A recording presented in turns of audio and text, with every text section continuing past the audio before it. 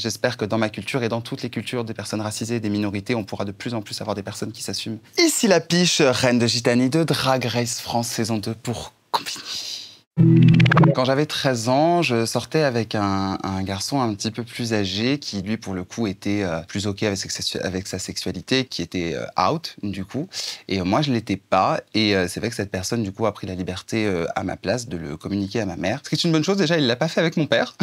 Et le truc, c'est que ma mère, sachant d'où je viens et la culture dans laquelle j'ai grandi, savait qu'il fallait avoir cette conversation maintenant, quand j'étais plus jeune.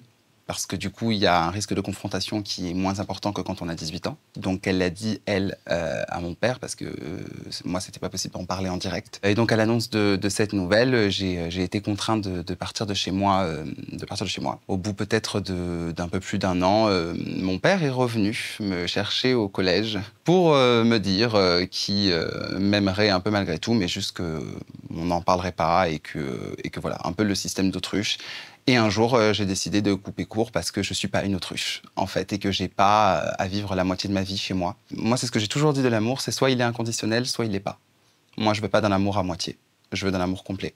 Donc, j'ai choisi de me prioriser. Ça a été un chemin long, parsemé d'embûches, mais je suis très heureux de ces épreuves que j'ai vécues parce qu'elles ont fait la personne que je suis et m'ont permis maintenant aujourd'hui de spread un message qui est si important pour d'autres personnes qui pourraient vivre la même chose que moi. Alors moi, je suis originaire de Arles, une culture camarguaise très ancrée. J'aime toujours à dire que dans Drag Race, j'ai un petit peu plus mis mon côté gitan qu'algérien en avant parce que je sais que la communauté maghrébine a quelques représentations queer dans le paysage médiatique, on en a quelques-unes et tout ça, alors que c'est vrai que les manouches, Romanichel, Gypsy, gens du voyage, etc. n'en ont pas du tout. Et je me dis, c'est tellement dommage, c'est pas normal en fait. On n'est pas que des forains ou des gens qui font des mariages un peu wouh. Il y a aussi autre chose, tu vois, j'avais envie de montrer une autre représentation, en tout cas la représentation, moi, que j'avais envie de ma culture. Je voulais montrer que je suis gitan et que je peux aussi être queer et faire du drag. Je connais quelques personnes de la communauté gitane qui sont queer, mais elles sont cachées.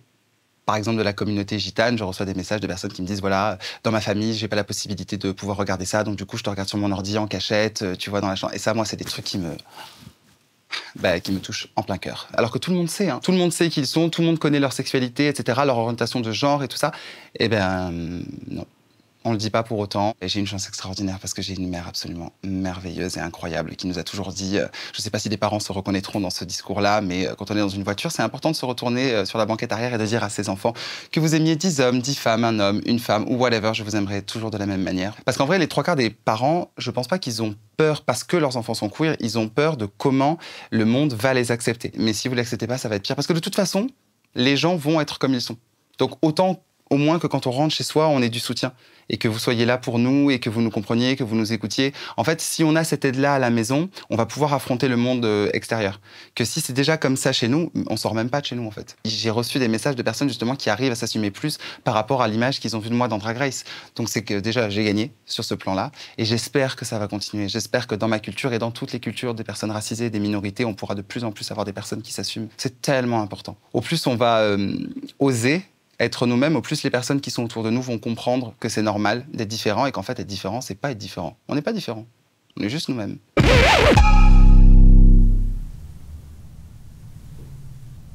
Je vais essayer de le faire un peu artistique. Oh putain, je me suis défoncé les mains en vrai.